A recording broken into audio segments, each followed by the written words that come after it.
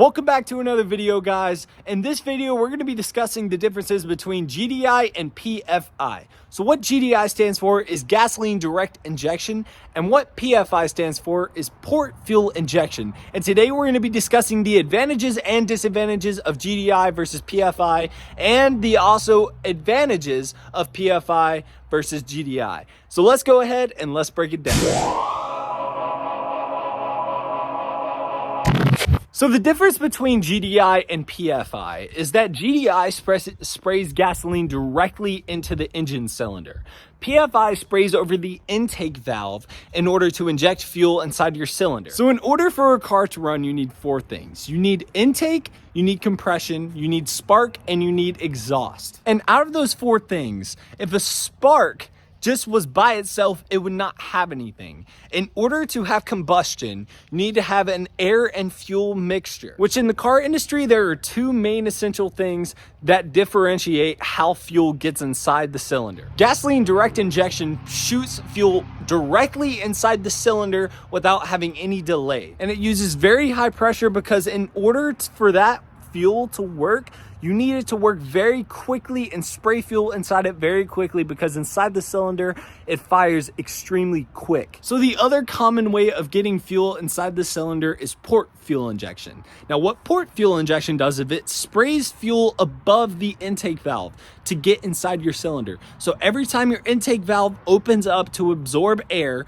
it then takes in fuel at the same time as well. So you may ask, why does this really matter that I need to know this? So most new modern cars today end up using gasoline direct injection.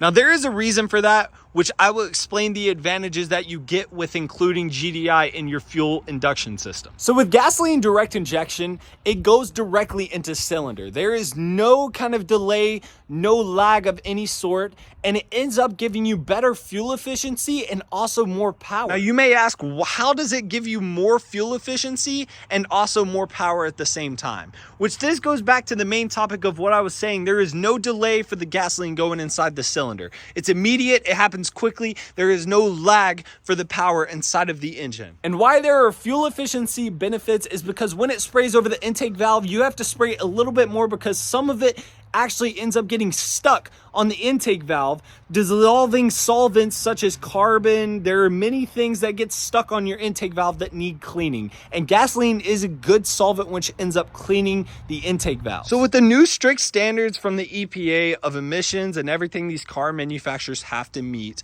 there also comes with an equilibrium of what they have to do. So GDI is a direct response from the EPA, but it also has a benefit. It raises your power and it also increases fuel efficiency, which a lot of consumers do not mind. It's more of a benefit than a drawback. But like I discuss in every single video, with every pro, there has to be a con. So for mechanics, this tends to be a pain. And also for consumers, this as well is a bothersome thing that happens inside your engine. So with GDI, compared to normal PFI, which port fuel injection sprays over the intake valves, it cleans carbon deposits on top of the intake valves from your PCV valve that directs in old exhaust air back into the engine so you can just increase fuel efficiency. GDI engines tend to start clogging up with carbon around 70,000 miles, but some manufacturers like Volkswagen actually end up getting carbon sooner in their buildups on their intake valves. Now this is an effect in the infancy of GDI that they did not understand for the engineers, nor did they really care about. They just wanted to meet the EPA ratings. But now in the newest modern cars, 2023 and up, they usually end up having a hybrid of both. They have a GDI injector and a port fuel injector, so that cleans the intake valves and they don't end up clogging up. But if you don't have a super modern car, there is now services that you have to do on your vehicle, such as a carbon deposit cleaning, an intake valve service that ends up cleaning your intake valves that are ending up carboning up because the GDI does not spray over the intake valves, cleaning those carbon deposits from the PCV valve. So those are one of the advantages of the port fuel injection system. Sure, it gets a little bit less gas mileage than GDI, and also a little bit less power because there is a lag and delay. But as well, you do end up cleaning those intake valves where they don't end up carboning up, and you do not have to do that fuel induction service that you have to do on GDI engines. So manufacturers quite oftenly do a cost benefit analysis to understand if implementing a new strategic way of starting your engine and in order making your engine to run differently than how it was, they start to analyze what it would cost them differently if they didn't include that system versus if they did. So for manufacturers, it really is a win-win because they get to include those fuel induction services, which makes them money cleaning those intake valves. And it also reduces the amount of charges the EPA makes to the gasoline ratings of each car manufacturer. But in the downside for the manufacturers, they have to start engineering more better efficient ways in order to get better gas mileage in your modern vehicles. So overall, the manufacturers decided it would be better for them in order to include GDI and have you do a fuel induction service to make them money rather than to pay the fee that they have to pay the government if they are over a certain gas mileage rating.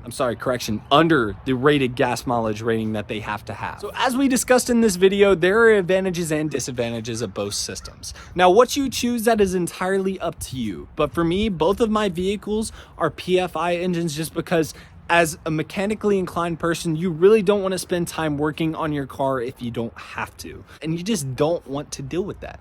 So that's just something that a lot of mechanics tend to have that same opinion upon. But for you, it's completely up to you. And like I said, there are pros and cons to both systems. So I hope you learned just a little bit more about GDI and PFI engines. And if you like this video, please hit the like button. And if you also like the content that we make, please hit that subscribe button. It helps us out more than you'll ever know. And I hope you guys have an amazing rest of your day, and I'll see you in the next one.